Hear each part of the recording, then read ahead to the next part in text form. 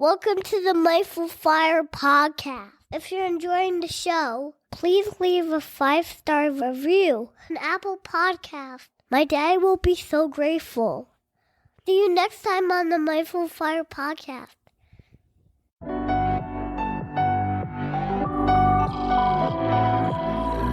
Welcome to the Mindful Fire podcast, a show about crafting a life you love and making work optional, using the tools of mindfulness, envisioning, and financial independence. I'm your host, Adam Cuello, and I'm so glad you're here. Each episode of the Mindful Fire podcast explores these 3 tools through teachings, guided meditations, and inspiring interviews with people actually living them to craft a life they love. At its core, Mindful Fire is about creating more awareness and choice in your life. Mindfulness helps you develop self-awareness to know yourself better and what's most important to you by practicing a kind, curious awareness. Envisioning is all about choosing to think big about your life and putting the power of your predicting brain to work to create the life you dream of. And financial independence brings awareness and choice to your financial life, empowering you to make your vision a reality by getting your money sorted out and ultimately making work optional. And here's the best part. You don't have to wait until you reach financial independence to live out your vision. Mindful Fire is about using these tools to craft that life now on the path to financial independence and beyond. If you're ready to start your Mindful Fire journey, go to mindfulfire.org/start and download my free envisioning guide. In just 10 minutes, this guide will help you craft a clear and inspiring vision for your life. Again, you can download it for free at mindfulfire.org/start.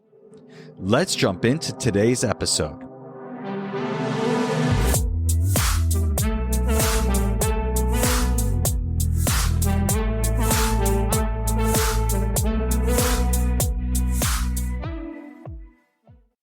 Liz, welcome to the Mindful Fire podcast. I'm so glad to have you here. Thank you for having me, Adam. I'm excited to be here. So Liz, I'd love to have you start by sharing a little bit about who you are, your journey, and what you're up to in the world. My journey started a long time ago. That's the thing, that I am a 55-year-old woman that has retired from corporate through attaining fire. But here's the thing. I started at 30 because my husband and I both had sales jobs. I was working for AT&T at the time, and we had experienced lifestyle creep. I felt like I was on a treadmill. I had 2 small children. One was in private school. The other one's in day care. And it just felt exhausting to me. I felt like this is crazy and insane. I can't do this anymore. And one of my coworkers shared with me a book. And I was like, all right, I'll read it. Women didn't talk about money very much in the workplace at that time. So this was a big thing that there were 3 of us that decided to read this book together. And it was called Financial Peace by Dave Ramsey. And I read the book and I went, oh my goodness, you mean that we could actually live debt-free? And so I had my husband read it. And then he was like, yeah, let's do it. So we created a plan. And the plan was super simple. The plan was we wanted to live completely debt-free, wanted to college educate our kids, and we wanted to create enough passive income within 20 years to make work optional. Now, the fire movement wasn't even going back then. It was just called SMART. It wasn't called fire back then. So that's when we started our plan, and we made some big changes. We actually had built a 4,600 square foot home with a 360-degree view. And we ended up selling that house, and we moved. We packed up and moved, and we bought, instead of that big house on 10 acres, we ended up with a house half its size on a cul-de-sac with 10 neighbors. So that's how it all started. And then we just built from there. Fortunately, once you put your mind somewhere, it happened much sooner than we had planned. So very cool. So you built this house. That's a dream of mine. But I also am like, I live in this house. This room that you're looking at is essentially what I envisioned with regards to like the great room of this house. I know you sold the house, but like, how did that come about? And when did you decide that like, this is eating up so much of our money and this is what we thought we wanted, but maybe it's not what we actually want now?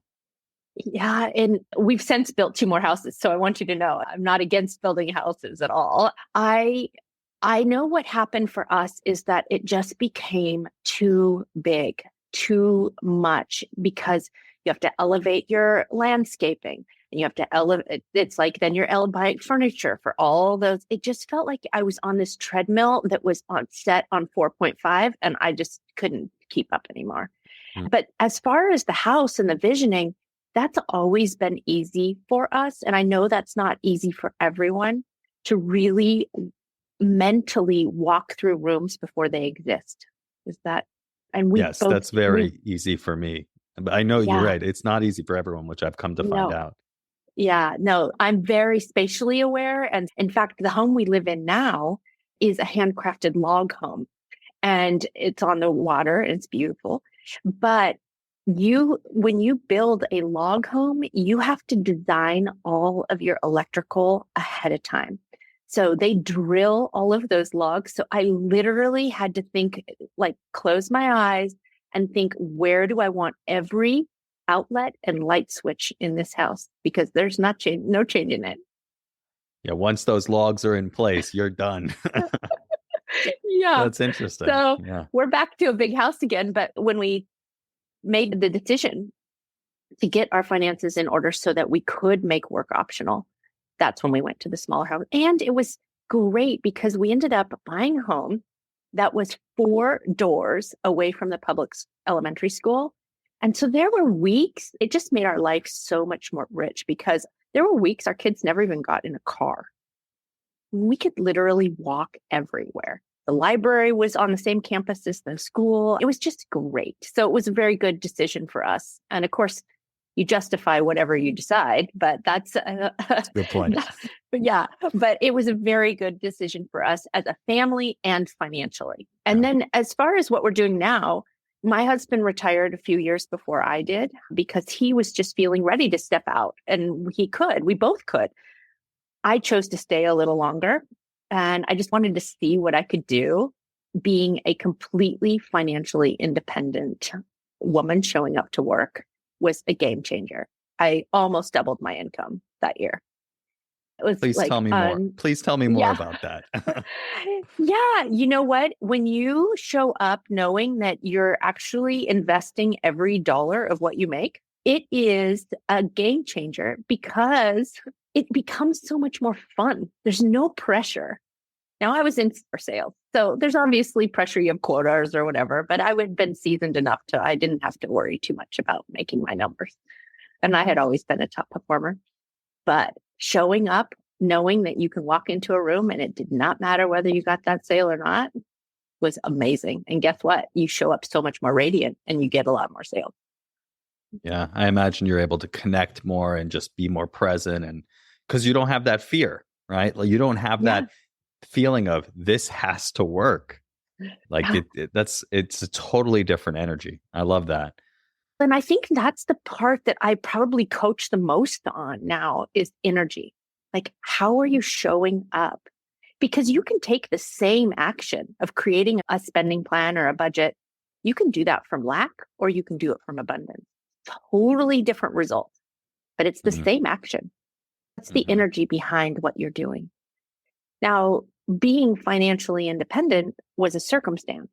I chose to think about it so that this doesn't impact what my day is going to be like tomorrow, whether I get this sale or not. Yeah, that's pretty cool. So essentially, you reached financial independence. You hit that number, whatever that number is that you had in your mind and in your plan. And then you just said, I'm enjoying myself, so I'm going to keep doing this for a little bit. And that's when you changed how you showed up, or maybe you didn't change how you showed up too much, but like you had this different situation and you were able to double your income in the year. Yes. And it played out for a couple of years, but it was amazing. And it's just how you show up. Do you know what I mean? I just felt more confident. Now, again, you can feel more confident without having hit financial independence. I want to make sure that's a thought work, but I wasn't doing that deep of work at that time. And I just know that was part of the change, the shift for me is that once I did make work optional, it just became more fun. Yeah. And the other thing that what I'm working on now and is the give back, right? That's the part that I love about building a coaching practice now, is that my husband and I built our financial independence through real estate. The real estate pays all of our bills and it hits our dreams. But the coaching business allows me to be very generous, and it allows me to give back and also invest in growing myself and the business too. So that's been something that's really lit me up, is that being able to show up very generous. Tell me more about that. What do you mean by it allows you to show up more generous? One of the things that I always dreamed about, I think I mentioned that I've always been a good visioner. Like I can envision things out further out. I saw myself as an 86-year-old woman at like a luncheon, a ladies' luncheon. So just envision this, maybe at like a country club, and I was wearing a beautiful outfit. And I was able to write a check for a scholarship fund. And I just thought, someday I'm going to be that kind of woman who can do that. And last year, I got to start a scholarship fund. I did it a lot earlier than 86. Yeah, that's right. That's what we were talking about before we started recording. Yeah. This is the legacy wealth, right? This is knowing that my children are going to be fine because I've raised them to be independent and self-sufficient. So this is a college scholarship fund that you've created, and you saw this happening at 86, but at 55, 54, you've already made it happen. That's the thing I love about envisioning, right? I talk all the time about envisioning. I love envisioning. I've had such amazing experiences in my life by being clear on what I want to create. And then it's just amazing how it happens so much more quickly than you can even imagine it once you have it clear in your mind. And it sounds like that was what happened with you on your financial independence journey with this scholarship fund. I'm sure in hundreds of other examples as well, as it has for me. Yeah, it really does. And it's like you just operate at a higher frequency, right? You operate at a higher vibrational energy. And that might sound a little woo to some people, but I have completely embodied it now. I totally believe that when you can see it happening ahead of time in your mind's eye, then it comes to you so much faster. And that's one of the things, like what you just said, though, is being really clear about what you want.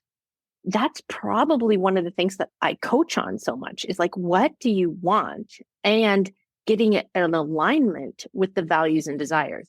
So not what society tells you should want. Like for me, where it was like, oh, you got to have this big house. I didn't really want that anymore. Did that make sense? And I got to choose again. I got to say, I don't want it. And now I'm going to choose something else. It's staying in touch with yourself, right? Knowing yourself, developing self-awareness, allowing that to grow as you grow, and continuing to stay in touch with what's real for you right now and what do you actually want. And then being willing to make the choice, right? I always say, and the people will have heard this at the beginning of the episode in the intro, that mindful fire is all about awareness and choice. And that's, for me, that's how these two things, mindfulness and financial independence, really intersect. Yeah, I think that I say it just a tad different. I say it awareness, clarity, and vision. Those are the ones that how I say it. The other part, so we're completely aligned. We just say it a little bit different because it is a choice, right? Everything is a choice. So I like how you add the choice element there. And really, though, is spending the time to allow yourself the space and grace for the awareness. So many people just live on the autopilot or doing what they think society thinks they should do.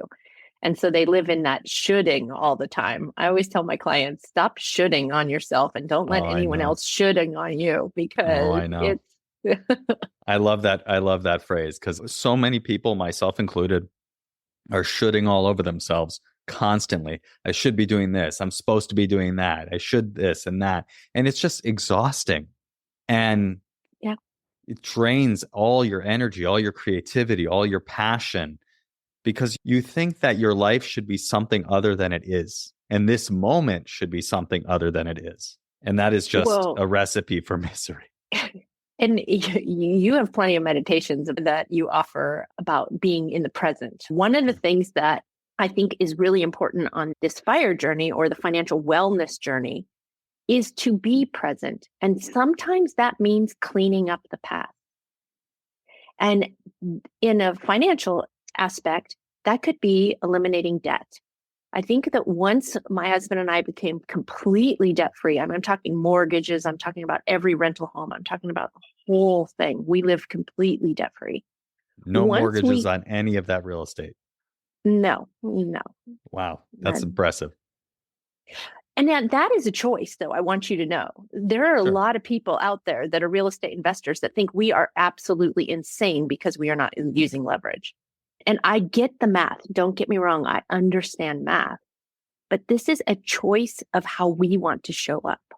We get to show up a completely different investor that has no debt versus an investor that has, especially going into this, whatever economy we're going to have. But my point about cleaning up the past is that eliminating the debt allows you to be so present, because when we're paying for debt, we're paying for a decision we made sometimes years ago. So we have to live in the past while we're cleaning that up. Yeah, that makes sense. And so I love having that ability to be really present and then making decisions for your future self. That's that envisioning work that I love doing. And you do too.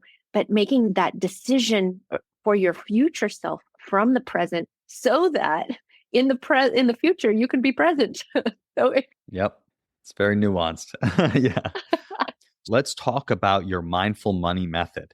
The mindful money method is all about awareness, clarity, and vision, so that you create a plan, right? It is a planning method that allows you to create a spending plan, a safety net, sinking funds that you will love and follow. That's the thing, is that you will commit and follow. So many women that I coach, and I mainly coach women, the corporate women that have an entrepreneurial spirit, that's typically they are the primary breadwinner in their relationship, either solo or primary breadwinner. So often they're just like, I've tried budgeting before. This is what I hear. And it didn't work for me. And it's like, of course it didn't work for you, because we didn't align your values and desires to what you truly want so that you could love your plan and commit to it. I think that was one of the things that happened for me, is that I really loved the idea. I loved the plan that we created, or the goals, the big goals. And I want to be super clear that we did have setbacks. We did have, I will say, poor financial decisions along the way, but we still kept going in the same direction. Does that make sense? We had set the GPS for the route we were going, where we were in destination. We sometimes veered off the route. Let's just say that, but we always got ourselves back. Got it. So walk me through the method. The method really starts with awareness. So we first identify what are the values and desires. And then we get really clear with our numbers and our thoughts about money. So we identify, what are we truly thinking about money? Because I find so many people on a FIRE journey are actually repelling money because they're coming to it from lack. They're coming to it from, like, the energy behind it is that it's like a scarcity, like I need this for survival mode, right? Rather than abundance and generosity. And so if we can identify what's the energy driving your actions, we can make the shift so that it happens more easily. I was one of those people that had, I would say, a scarcity mindset during the beginnings of my journey, for sure. And I inherited some of that from my mother. And I love my mother. My mother's been passed for many years, but she's an incredible woman. However, she probably got some of that scarcity from her mother. And then, so now it's like unwinding that I know that I modeled some of that for my children. So I try now to unwind some of that modeling that I had received, that I gave them. But that's really some of the energy behind what you are building your spending plan from. And then how can you commit and follow it? How do you love it? How do you come from love? What would love be doing? And then we also, one of the things that is really important is identifying, on the clarity part, is identifying what is your financial independent number? What is enough for you? Like, we have to know a number that we're measuring against. And what does that look like for you? For me, as I mentioned earlier, it was that we lived completely debt-free. We college educated our children, and that we had enough passive income to make work optional. And as I said earlier, I wanted fancy FIRE. I didn't want frugal fire, or some people call it lean fire versus fat fire. I call it frugal or fancy. I like fancy fire. That's good. I love that. Man, there's so much there in what you just said. I would love to dive into two of the things you were just talking about in the first part of your method. One is overcoming the scarcity mindset, and the other is the question of what is enough. I post on LinkedIn most weekdays, and the other day I wrote a post about what is enough. And actually, I put out a meditation, basically a practice of letting this breath be enough. Because I think that the question of what is enough it's elusive, one. And two, it's also one of the major questions that led me to start this podcast because of the scarcity mindset. So let's start there. I very much have a scarcity mindset. I try to overcome it. It causes me to be frugal and cheap. I've gone over the line many times, and I don't want to be like that. I want to be generous. And so I'd love to first maybe hear your thoughts on how people in the FIRE movement are repelling money and what scarcity mindset has to do with that, and then how we overcome it. Well, the one way that I like to about the scarcity mindset or the repelling, right? Let's go with that. The repelling. I ask my clients to complete some sentences so that we can uncover what are they thinking about money. And one of the sentences that I have them complete is rich people are. And we can tell a little bit about which way you're leaning towards scarcity or abundance by how the response there is.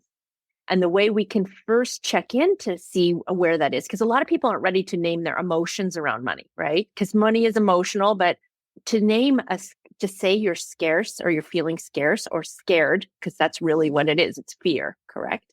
So if a lot of people won't say that they're feeling fear or scarce around money, but we can start by saying, do you feel positive or negative in your body? Like tune into your body. How does that feeling? Is it positive or negative? And then we can also tune into where do you feel it? How does it feel? And then we can start naming some emotions. That's when we can just get leaning into what are those emotions. And if they're negative coming out of it, it tends to be on the scarcity scale. Does that answer your question there? Yeah. It makes sense. Then do you want to feel that way? This is what your choice. This is where the choice comes in. Yeah. Do you want to feel that way? Do you want to feel negative about money or repelling it? Because if you're thinking that rich people are bad or greedy or whatever, that is negative emotions that you are not going to be bringing that, you're going to repel it. You don't want to be like that. Absolutely. You're basically telling the universe, like, don't bring me any money. I don't want to be rich. Exactly. Yeah. And I see it over and over again. I hear things like, it's really hard for me to spend money on myself. A lot of people tell me that. And I'm like, why? And then we start digging into. Tell me more. I feel that. Are you one of those people? I am one of those. I will just say, like, I'm thinking about investing in a program to hone my message, go and guest on other people's podcasts and like bring more business to me. But I've really come to realize that like I am unwilling to invest in myself and in my projects. So like the podcast, all this stuff, I try to do it as cheaply as possible. And yeah, so like, yes, that's me. That's interesting because I've been there also, by the way, just so you know. And I'm just maybe a few steps ahead on this progression, because my tagline now is you'll never regret investing in yourself. That is absolutely like, I made a little Bitcoin investment, right? Because I wanted to know. I lead a group of women. So I wanted to like be the one to experiment instead of them and let them know. And I'm like, okay, I don't really have regret because I went into it knowing it was an experiment, but that money is gone. I mean, it's like that is gone. And that's okay because it was an experiment. And it was a funny thing. I'll tell you, I sold a sewing machine and a designer handbag. And that's the money I used and it was an expensive sewing machine, but I used to experiment in my cryptocurrency. I don't really have regrets about it, but if I had to do it over again, I wouldn't do it again. Does that make right? Well, because you don't have the sewing machine anymore. Yeah. Now it's like, okay, which is all fine. But my point is, If I would have invested that, it was $2,500. If I would have invested that $2,500 in me, I would still have it. Does that make sense? Absolutely. It wouldn't be gone. It Yeah. wouldn't be gone. And so I'm like, you never regret investing in yourself. Now, one of the things that I really try to help through the method is we uncover the money story. That's one of the other parts that we do. And then we envision how do we want to rewrite it so that it's a much happier ending. And when we do that, we can start spending money without guilt or with remorse. So I hope you invest in yourself. If it feels right to you, if it feels in alignment with your values and desires, then I say go for it. Yeah. One thing that I realize when I think about this stuff and just like how ridiculous, it kind of points to how ridiculous it is that I won't invest in myself. My stock market investments will drop $100,000 and I will be like, okay. But when I'm thinking to spending any amount of money on myself, it's like, oh, I can't do that. And I agonize over it. And then most of the time I don't do it.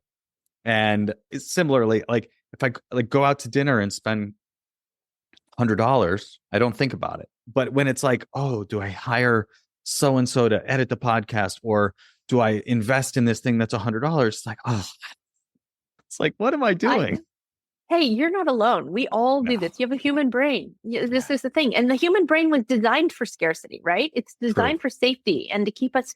But what we're doing now is trying to override it. That's what the method does. That's what the mindful money method is all about, really looking at it and putting it in front of you. Would I choose this again? Is this what I want? And if it is, then go for it. And build your life around those values and desires that you want to bring more into your life. So practically, what steps or practices would you advise someone to say, hey, here's how I got myself out of scarcity mindset and more into an abundance mindset? The word allow is one of the parts, the ones that I really love, because a spending plan, I love my spending plan. See, I think about it differently than a lot of people. One, I don't use the B word. I don't use the budget word, but I do use it. I call it a spending plan. And I make a very conscious decision with my husband, and we decide how much we are going to put in the categories, the buckets. And then I'm free to spend whatever I want and allow myself within those buckets. So I love the spending plan. I love that. So that's one of the things for sure, is have a spending plan. The other thing is to have a safety net, because it allows you to take some risk. And I don't call it an emergency fund, because I don't want to call out emergencies to the universe. And that's not what I'm doing. I'm calling it a safety net. I'm allowing myself to go a little further out on that tightrope, because I know I will be caught if I fall. So I like the language that you use. Do you know what's so interesting for me is I feel like as a coach, like this is the part that my daughter is wonderful with words. But she said, Mom, you are so much more conscious of your words now than you used to be. And that's what as a coach and stepping into this new life beyond my corporate life and I call it my encore career, by the way. It's my encore career. Is I feel like I have become an editor of words, because that's how you shift out of the scarcity mindset. You edit the thoughts. And sometimes you can't go from one thought immediately to I'm not a big promoter of affirmations unless you believe them. I want you gotta believe them. But there's so many people out there that are going to tell you, especially in the manifestation world, oh, just say these words and you're going to manifest it. It takes action, but you have to be believing. So I use something that my coach taught me. They're called bridge thoughts. So it's like, I'm willing to believe that I'm good with money, or I'm willing to believe that I have enough money. I'm willing to believe that I will always be safe with money. It's not jumping straight to the thing that's not necessarily true, because clearly you have these counter thoughts and beliefs about money. So it's a bridge to that. Yeah. Because I'm willing to be good with money is true, or it could easily be true. more likely than I'm already good with money. Exactly. And I was thinking for so long that I was bad with money. It's like, and that's how I showed up. I was bad with money, Sure. right? You got what you asked for. Yeah. So now what we do is I help women and men. My husband and I work together as coaches too, but I help women make the shift of the thinking. Like we edit their words. We first have to figure out have awareness of what are the words they're listening to. I call it the radio station in the back of the mind. And what are you listening to? And then let's make the shift so that we can listen to a much better channel. Yes, I love that. I'm going to listen to this today again. This is great. Yes, because that's been a big challenge for me. I've said it before on the podcast, so it's definitely top of mind for me, especially right now with this potential investment. And I'm just going to say this because while I got you, this is the best part about having a podcast. You invite amazing people like you and you get to ask them whatever you want. So I think part of me doesn't make these investments because I don't trust myself enough to follow through.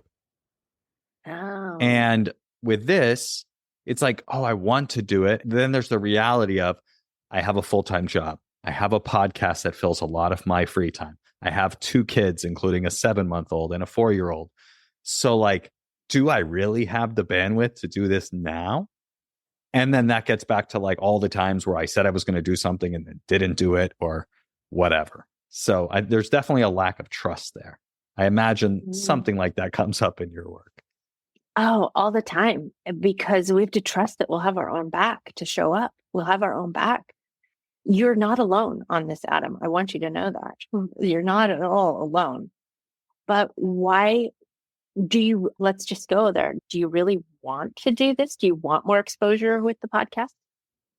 Yes, I do. I was on Choose FI and it changed the game, right? Like probably by the time this comes out, like 1,000 people will listen to this. Whereas before it would have been 250, right? Like it literally was a step change. And that's a big podcast, but I can do that again and again.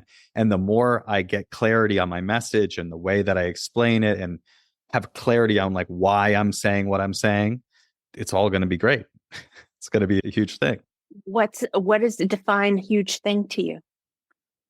I mean, it's going to be more effective, right? And it's going to bring people into the podcast community and to bring opportunities my way, right? My top value, my purpose is really creating opportunity through connection. I love connecting. My number one skill is building relationships, connecting with people, building trust, and connecting people together. And that has created all the opportunities that I've had in my life. And it just keeps happening. So I think that will bring opportunity my way to more coaching, more workshops, courses, a lot of what you're doing and what I'm doing to some degree with the podcast already. Do you believe that an investment will return exposure back to you? Maybe. Probably. If I put in the work, which then brings me to, will I actually do the work? And do I have the bandwidth to do the work? I feel like there's a question. Yeah. Do you have the bandwidth to do the work? I don't know. I feel like maybe I don't. That's not a valid response. Yeah. And here's the part about this is the timeline might be off. And that's okay too. Yeah. Like I will do this. I'm just choosing right now. I'm choosing my 4-year-old and my 7-month-old over the exposure. And It's a choice. This is what you talk about. It's a choice. Yeah, I think you're right. And I had a conversation with my wife about this last night. And even like having those conversations sometimes feels a little scary. These like investing in myself conversations. And am I creating more trouble for myself in my current situation? Am I making this investment to then give myself more work to do when I already have a lot of work going on? And maybe the timing is not right because of that. And then between the large investment and the not doing it, am I just setting myself up for like beating myself up and not being in a good spot with it? Well, and that's the thing is we use our thoughts as a weapon, right? Like Sure. that's Yeah, the the radio part. It's station like, is not always playing the good oldies. no, it's called the old shitties, right? Yeah, the old shitties. Yeah. I've heard another woman say that, so I can't take credit for that. But Yeah. yeah. So for you, I think it's just a matter of like, what do you want? And it might not be what you want now. Does that make sense? You could be, that's on the future timeline. Yeah. It's true. And It's true. the other thing to work through with that is on the scarcity, the abundance is how can you step into someone who has already invested in that course today? How would someone who's already invested in that program or course be showing up today without doing it? Do you see how they just change your mindset? Yeah, that kind of came up as well. So Yeah. that's another thing. It's like, if I just took the hour and a half, I would be listening to the course and like doing it, and I just did the work, I'd probably be doing great. Like I would have a lot of those opportunities. And so it's like, it gets back to like, can I do this on my own? Yes. Yes. And this could also accelerate me. Oh, you just did one of the things that I love pointing out, and you caught yourself, right? Yeah. The yes The and but, versus yes the but. Yeah. It's so good. So good. Good catch there for yourself. But you could, and that's the thing. It's like, what if you just trusted yourself right now? What if you just trusted yourself right now to take some of those actions from abundance, like from someone who has already, I have a feeling, Adam, that you probably know the steps to take. I sure do. I made the Choose FI interview happen. Yeah. And I've already got some things out there. Yeah. Afford anything, all the hacks, yeah. waiting to hear back from those. Amazing. And I have a feeling that once you could just start taking some of those actions from someone who has already taken the course, changing shifting your mindset and your energy a little bit. Yeah, absolutely. Absolutely. I think the language and the energy and just the stories that I'm telling about it need to be brought to awareness and have choice applied to them more clearly. And the clarity. And then of course, envisioning, what does that look like for you? What is the result you're thinking you're going to get from the course? And how can you make that result happen today? Literally. A lot of that is just showing up with a different mindset. Now, I work on this for myself all the time, by the way, too. So I have not mastered all of this. It's always that in the back of the mind comes up, that scarcity. But really, should you be doing this? And there's that should word again. Yeah. Yep, exactly. Okay, cool. That's a good segment on how to shift from a scarcity mindset. I think that's going to be super valuable for people because, as you said, I'm not the only one with the scarcity mindset. And it's a human characteristic to have a negativity bias. I think that's going to be really helpful. Let's talk about this question of what is enough. You mentioned like one of your goals or what you envisioned for yourself when you set out on this path to financial independence was being able to have enough passive income that work became optional. How do you coach people to figure out what is enough for them? Well, we have to define the lifestyle, right? What's the lifestyle that you want to have? Because one person could be thinking enough, I'm really good with $5,000 a month. And another person could be, are you kidding? It's $25,000 a month to live the life that I want to have. So that's really defining what lifestyle do you want and how much does that lifestyle cost? And then you can apply the math. So we do work quite a bit in the mindful money method. We work on math, mindset, and soul, like soul work. Like, what do you really want? And what will feel good for you? Like how to feel better about money. And so that's where we define what lifestyle do you want? And then we apply the math to it, knowing that there will be variables that come along and that you may make modifications into your plan and what is enough as things change. For me right now, one of the things that's changing is I'm going to become a grandmother, maybe by the time this podcast comes out. And that has got me shifting things a little because I now want to include my future grandchildren in my plan a little bit more. Congratulations. That's very exciting to hear. Thank you. I'm super excited. But that is defining that enough, though. I had already, if we apply the math, I feel like our journey, we'll never spend all our money. We're not going to zero. It's not our plan. Our plan is to leave a legacy. And that's because we really feel like we have enough. We do enough. My husband and I travel many times during the year. We have a beautiful life. And that's the abundance part, right? Is that showing up from what we have is amazing rather than the things we don't have. Is that? Yeah, I think about this or I describe it as the if only mindset, right? It's this, and I get caught in it all the time. If only this, then I'll be happy. If only I was at financial independence. If only I could teach mindfulness and get paid for it. And it goes on and on. Good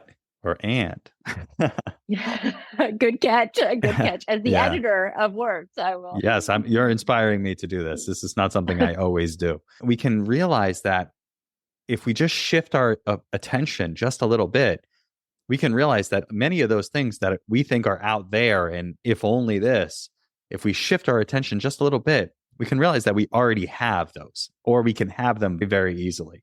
That's been the case for me. This room that we're looking at is an example of that. My sunroom / I call it the casita. I teach mindfulness at Google. I get paid for it. All these things, right? I'm along the path on financial independence. I don't need to worry about money. I'm very fortunate. So all these things that I think are out there are actually already right here. And so the more that we can practice that and come back to that, the more we can feel that we already have enough. Absolutely. And that's being present, right? That is mindfulness. That's being present. Yeah. And I think it's a wellness aspect too. I don't teach financial literacy. I teach financial wellness. Does that like how to be good with where you are financially, right? How to, whatever that point is today, doesn't mean that you don't want to have a better financial situation at some point, but being good with and feeling good with wherever you are today. And from that feel good energy, taking the actions to better your life towards your financial independence journey. Got it. Okay. I love that. So let's keep going on the method. I don't know how far we got in, but tell me more about the method. We do uncover and excavate the money story. And some of that money story came from, we inherited that we aren't even aware of our money story. So we actually put it down on paper, and then we all become the editors of like, what's the truth and what's fact? Then we just look at fact and we make decisions from fact. So we take a lot of the charge out of maybe the triggering thoughts that are from in the back of the mind and say, is that true? Is that what you want to think? Is that thought going to move you forward and have you serving and showing up for your greater good? So that's what we work on through the method. And then that envisioning part. We also do a lot of dreaming and then putting that down on paper so that we can start activating those future realities. So. I'm curious how you advise people to do that, how to dream. Because I have like a envisioning. Yes, I think it's hard for some people, but also just like there's a lot of ways you can go about it. I essentially have people in my envisioning guide, which people can download at mindfulfire.org/start. It basically invites them to think 5 years in the future and setting aside all limitations, any things around what's reasonable or rational or possible, and just thinking really big with a sense of unlimited possibility and describing their life as if they're sitting at their kitchen table 5 years from now, writing out how their life is currently going. Yeah, so I'm curious, like what you advise, because I love this topic. Mine's similar. It's like if you waved the magic wand, what would happen, or what would you be doing? And if money weren't an option, what would you be doing? Like if that wasn't it, if the other thing is, wouldn't it be amazing if, like, these are the things that we pull out. If I told my secret desire, it would be, those are the kinds of things that I work with, prompts. Got it. Love those. And is it through journaling or conversation? Both? Well, it depends. It depends, because I teach the mindful money method in two ways. I teach it one-on-one through a coaching program. So we use the coursework, but we coach it one-on-one. That's through conversation a lot. So we were able to pull more out. Now they still do the journaling work, but they have the benefit of me digging deeper as a life coach. And then the coursework that I teach, it as a group live class. So they're doing the work and then they can ask questions during the live class, but it's a little bit of a different flavor, right? So you're with another group of women and everyone's put in the same financial bucket, but it doesn't necessarily, everyone has a unique desire, but everyone is coming to the same container to learn. And so they do the journaling work. They just don't have the one-on-one with me digging deeper into why. Tell me more about that, the life coaching part. Very cool. I love that. And it's interesting to hear because when I think about like why I would invest in that course and like what I want to be doing, it's very much all of those things and the corporate workshops potentially as well. Cool.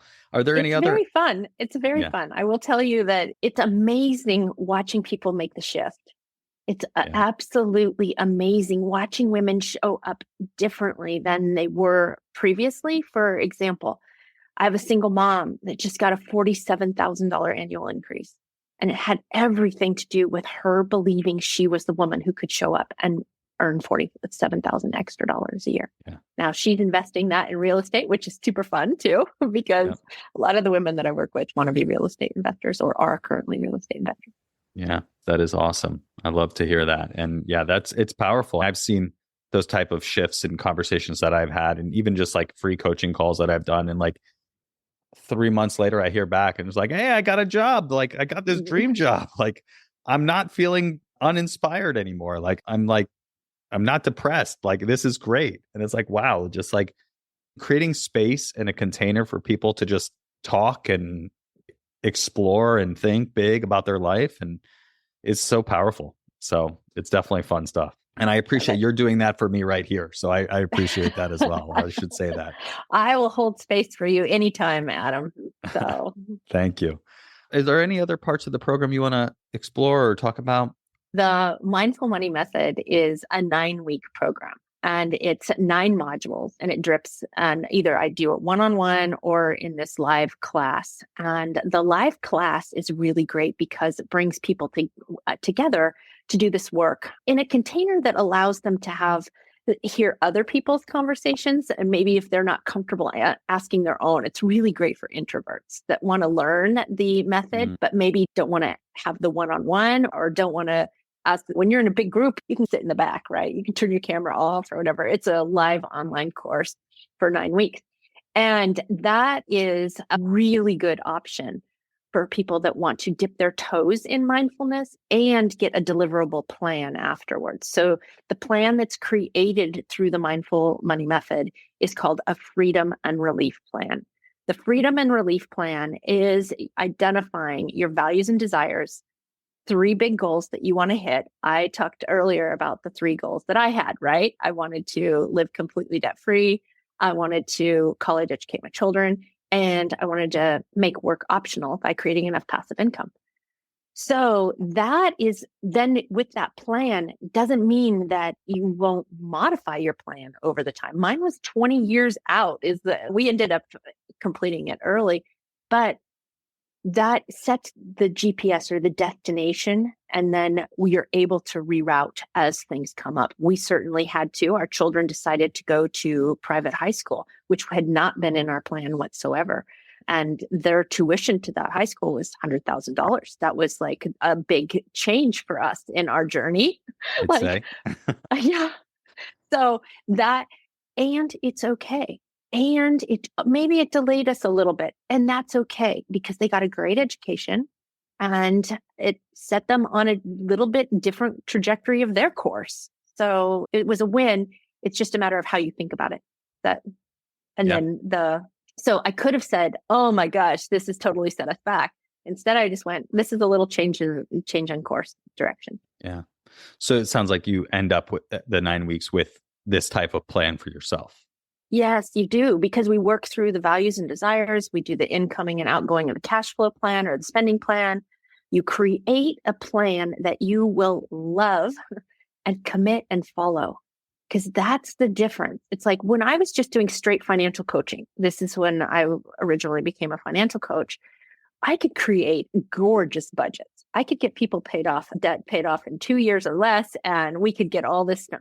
They wouldn't follow it because it wasn't connected to their desires. Does that, the value? Absolutely. That resonates 100%. That makes so much sense. Yeah. And so that's why this stuff doesn't work. It only works if you change the mindset along with taking the action. And the small shifts, like you and I were talking about earlier, those bridge thoughts, just getting yourself a little bit, like 2% more, 2% more, 2% more over to the more abundant mindset. Doesn't mean scarcity mindset is gone forever by any means. But what it does mean is that you notice it. You have the awareness to go, wait a second, stop. Is this what I want to be thinking? Is this what sets me up for the future I want? Yeah. And I'll add another one there that I often like to use. And is this useful? Like this thought I'm telling myself, this story that I'm telling myself, is this useful? And if it's not, you can just let it go. I like the bridge thoughts because that's like the letting it go. That's a great practice. But also moving in the editing the language, as you're saying, and moving towards the more empowering mindset. I really like these bridge thoughts idea. Oh, thank you. I love them too.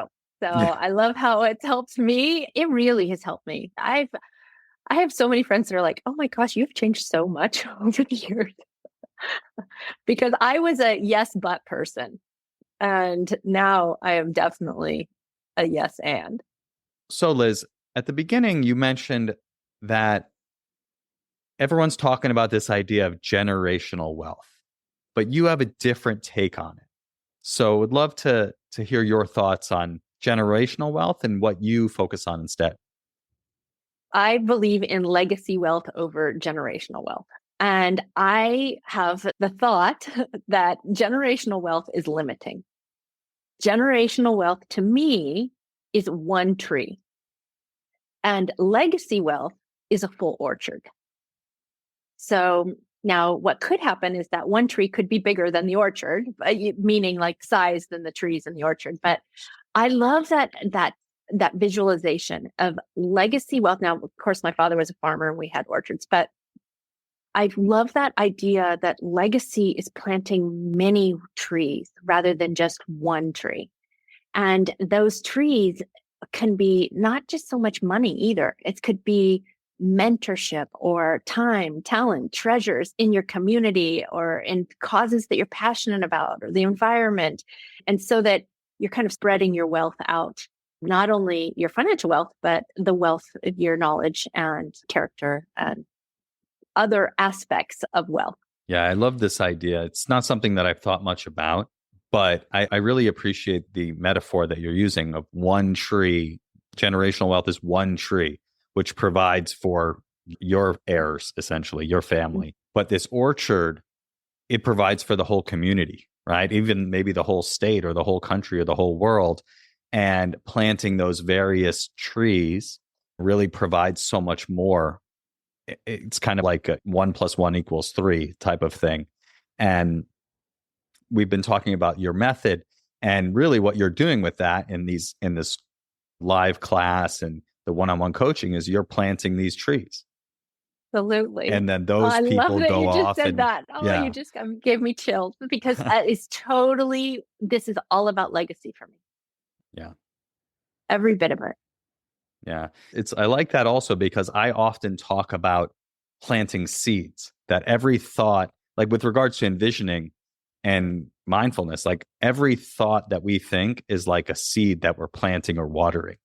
And because of neuroplasticity, the fact that our brain is constantly rewiring based on our experience, and the fact that our brains are predictive, right? Like we talked about at the beginning, the manifestation and like the affirmations that you don't believe, like the woo-woo stuff that can be talked about.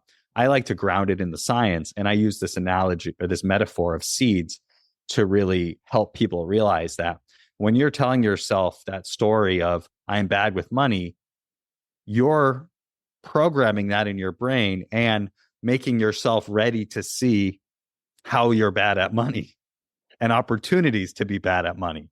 But if you instead choose to shift that, like with the bridge thoughts that you taught me about here today, you can start to plant more useful and more positive seeds. And then now I like taking that to a step further with legacy wealth. You're growing that orchard, right? And you're tending to that orchard, and the people that you impact, they're all part of that orchard. So I think it's like, I feel like there's a lot of things in this conversation that have like helped me build on things that I already knew and believe. Well, and that's my work as a coach, expansion.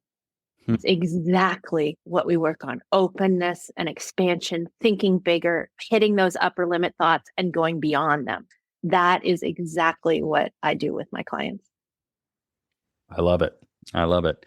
All right, let's shift gears into what I call the Mindful Fire Final Four. Are you ready, Liz? I'm ready. All right, let's do it.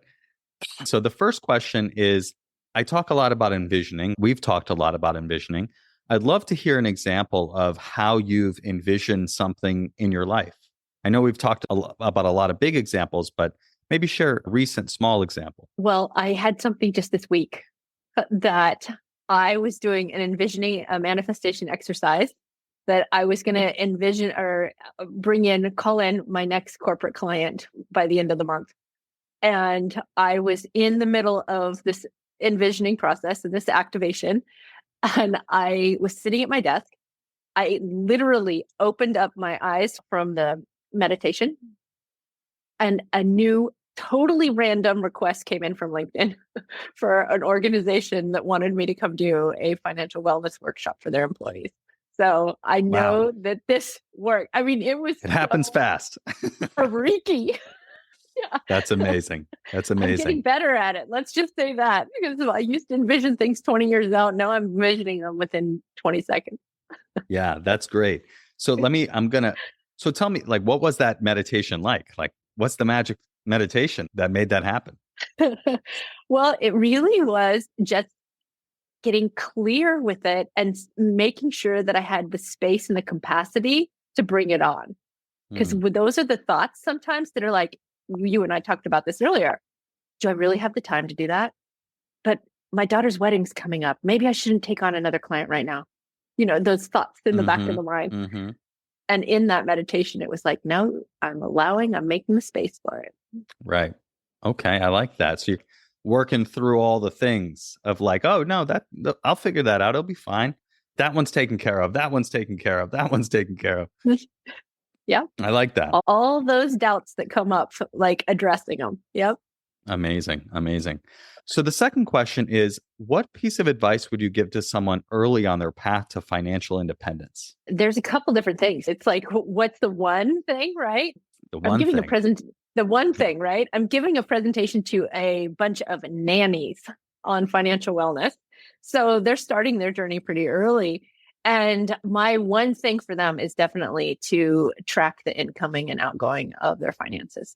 So that would be my number one thing if someone was starting their journey right now, is to track if I had to pick two, like if I got to pick two, right? You just got a bonus one, Liz. Yeah. Okay. If I get to pick two, it would be to really identify those values, your true values, as to what do you want? For mine, I've mentioned before, legacy is really important to me. And so that's one of my top 5 values. So I then make decisions into legacy all the time, or from someone who is living their legacy. Nice. Nice. I love that. All right, Liz. The third question is, what piece of advice would you give to someone getting started with meditation and or mindfulness? Just start. My advice is, get it wrong, do it wrong. There's no right or wrong. That's the thing. Mm-hmm. So give yourself permission to be really bad at it. When I started meditating, it was like maybe a minute or two. Now I like to sit for 15 minutes. I lead a group of meditators I call it meditation for new meditators, or non-meditators is what I lead, a senior citizen group. And it's part of what I love to do in my Encore career now, is I get to choose how I spend my time. And one of the things that I do is teach this meditation class. And sometimes we just show up and watch a candle flame for 30 minutes. And we break it up. There's other things that we do during that, but we always sit for 30 minutes. And it's just, everyone tells me when they come out of that class, they feel so much less reactive. They get to put that pause in their life. So they're not shooting off the handle. So okay, take that pause and then make the decision of how am I going to show up? How am I going to show up throughout the day? Yep. Creating space between the stimulus and the response. Love that. Absolutely. So my answer is just start. All right, Liz. The last question is, how can people connect with you online, learn more about your mindful money method live class, as well as the coaching that you do? How can people find you online and connect with you? The mindfulmoneymethod.com is where they can find the course and learn more about my coaching. On Instagram, I love to show up there. And I show up there as from our business name, which is Mindful Money Coaches. And Mindful Money Coaches, we've been doing this for quite some time now. It's been really fun that I've got to see so many people bloom from their financial wellness journey and financial freedom, right? Financial independence. I think they're all interchangeable. It's like you first have to have the wellness before you get to the independence, and then comes the freedom. So I guess progression is the word I would say rather than interchangeable, as I edit my own words there. Yeah. Very cool. We'll link up all of that in the show notes, and people can certainly check out your course, your coaching, and your workshop. All of it will be linked up in the show notes. Thank you so much, Liz, for being here. This is by far one of my most favorite episodes. So I've learned a lot, and it's wonderful to meet you and be connected with you. And I thank you for sharing all of your wisdom with me and the audience. Thank you, Adam, for having me. I really appreciate it. And best of luck on your journey, too. Hope we stay in contact. Yes, definitely. Thanks for joining me on today's episode of the Mindful Fire podcast. If you enjoyed today's episode, I invite you to hit subscribe wherever you're listening to this. This just lets the platforms know you're getting value from the episodes and you want to be here when I release additional content. If you're ready to start your Mindful Fire journey, go to mindfulfire.org/start and download my free envisioning guide. In just 10 minutes, this guide will help you craft a clear and inspiring vision for your life. Again, you can download it for free at mindfulfire.org/start. Thanks again, and I'll catch you next time on the Mindful Fire podcast.